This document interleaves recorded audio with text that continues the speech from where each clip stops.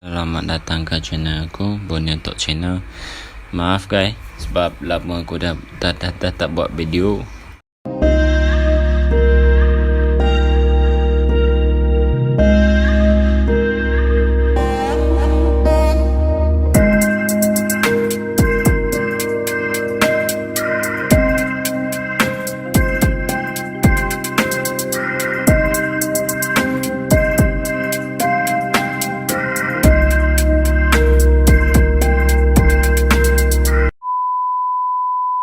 Hari ni kita nak cerita tentang bujang senang ataupun dikenali buaya, ataupun lebih dalam lagi cerita yang saya inginkan adalah di mana seorang pemuda menjadi buaya ataupun buaya menjadi pemuda. So ceritanya mula dari sini. Kalau korang lahir dekat tahun 90-an, 80-an, 70-an, memang pasti akan dengar cerita yang sebegini kan dekat Sarawak. Kalau lain kampung pun lain cerita juga. Lain kampung lain cerita, ada cerita itu. Ada banyak spekulasi yang mengatakan buaya ini asal usul dia lah, tempat dia jadilah, cerita dia lah, ada 7 sahabat lah, ada yang buaya beristeri lah. Okay. So cerita saya hari ini adalah buaya, tentang buaya apalah. Okay. Pada suatu hari ada seorang pakcik angka yang driver taksi ingin menuju ke Batang Lupa. So pakcik itu dia tidak keseorangan. Dia ada seorang pemuda. Dia bawa seorang pemuda yang ingin menuju ke tempat tersebut. Kulit pemuda itu putih lah, putih dan tinggi, tegap, handsome pula tu. So pemuda tu dia ada satu permintaan. Dia nak duduk depan, tak nak duduk belakang. Sebab dia cakap lebih selesa lagi duduk depan. So driver tu dia tidak pun cakap apa-apa, duduk depan duduk belakang sama je, pun bayar juga.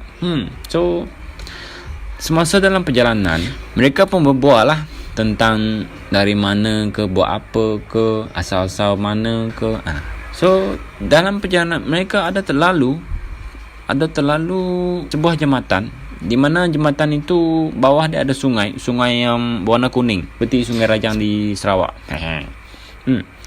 So driver tu pula cerita pula tentang buaya bujang senang yang ditembak mati oleh orang-orang kampung. Lepas tu pemuda tu pun bagi tahu pula, tanya pula uncle tu, betul ke bujang senang dah mati? Kalau betul dia dah mati, mana mayat dia, buti dia? Lepas tu pakcik tu pun merenung pemuda tu. Kau tak ada tengok berita ke TV ke surat khabar ke? Maklumlah dulu tak ada telefon kan, macam sekarang ada iPhone lah, Vivo lah, Oppo lah. Dulu mana ada macam ni.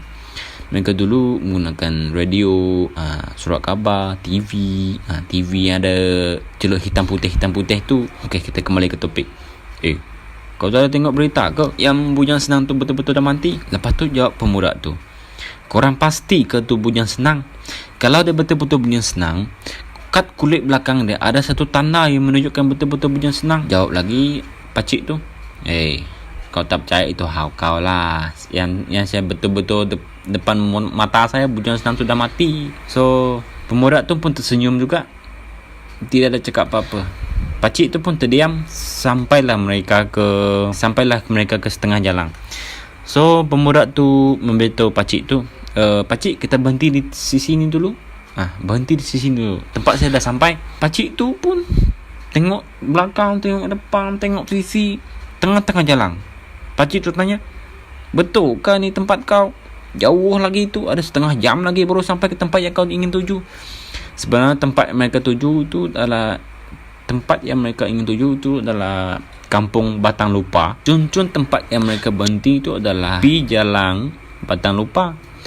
Sebelah tu lagi sungai besar Batang Lupa. So pemuda tu keluar selepas kereta tu berhenti. Pemuda tu keluar dan pakcik tu pun keluar juga. Dia cakap dengan pemuda tu, kau cepatlah masuk balik ke kereta. Kau nak buat apa? Tempat kau masih jauh lah. Pemuda tu diam je, tak cakap apa-apa. Dan tiba-tiba pemuda tu setelah dia berdiam sekian, dan dia bercakap lagi, betul, buaya tu dah mati, tapi bukan bujang senang. Lepas tu jawab pakcik tu, belum lah, suka hati kau lah. Yang aku nampak dengan bukti kat TV tu, berita tu, dah matilah buaya tu, bujang senang tu. Lepas tu senyum pemuda tu dekat pakcik tu, dan dia balas lagi, betul, yang kau nampak tu memang buaya, dan terbukti buaya tu dah mati, dan bukan bujang senang. Kalau betul dia bujang senang, belakang dia ada satu tanda yang menunjukkan dia adalah bujang senang. Yang kau orang nampak tu, yang mati tu adalah isteri buaya bujang senang.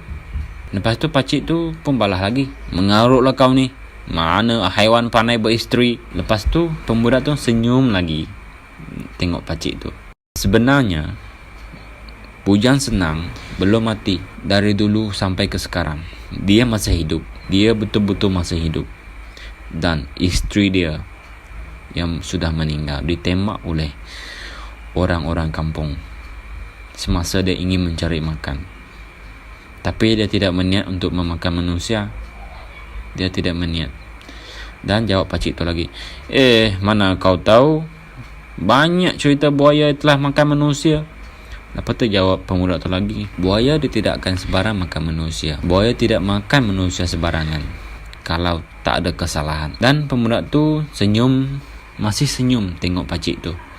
Dan dia membuka baju dia, dan pakcik tu ternampak dekat leher, rantai leher pemuda tu ada rantai yang besar, yang segitiga.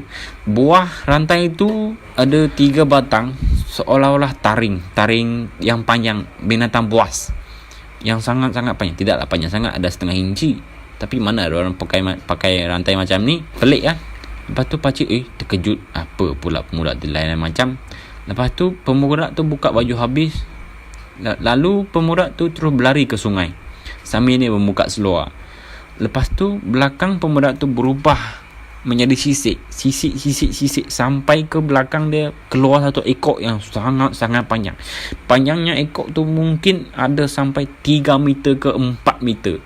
Belum lagi badan dia. Lepas tu pemuda tu terus melompat dari jembatan batang lupa itu, terus terjun ke sungai. Lalu pakcik tu kejar, buat apa kau pergi mana? Baliklah. Lepas tu pakcik tu pun terus pergi ke atas jembatan untuk melihat ke bawah.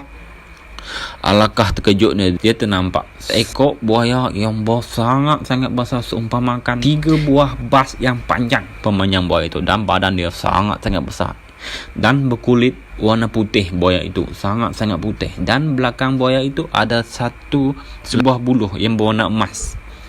Dan sebelum itu buaya itu memberitahu pemuda pakcik itu, aku adalah bujang senang dan aku masih hidup sampai sekarang. Aku akan membalas dendam.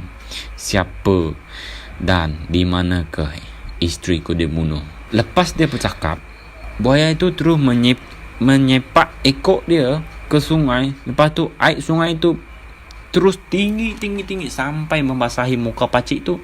Pakcik tu pun terkejut. Dia terus lari balik ke kereta dia, dan dia ingin menyesat kereta dia. Dia start, dia tersium pula ada bau hangit, ada bau ikan. Macam kita bela perut ikan tu ada bau itu kan. Dia pandang sebelah penumpang tu. Alangkah terkejut dia ternampak pasir basah-basah, sungai-sungai dekat tempat yang penumpang tu tadi duduk. Dan dia tahu yang dia bawa itu adalah bukan manusia biasa, adalah bujang senang. So mungkin korang akan dengar, ini salah satu cerita lah.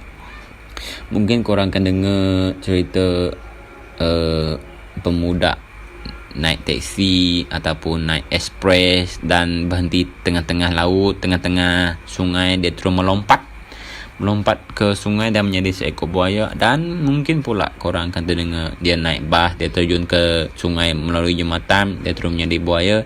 Dan mungkin pula korang akan dengar cerita pemuda membayar duit bas atau membayar duit teksi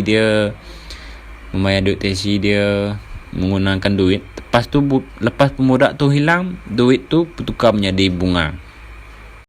Okey, sampai hari ini saja video pada hari ini. So, kepada yang baru saja terjumpa video ini ataupun baru saja menonton video ini, jangan lupa like, subscribe, share dan komen untuk video menarik seterusnya. Dan jangan lupa tekan butang loceng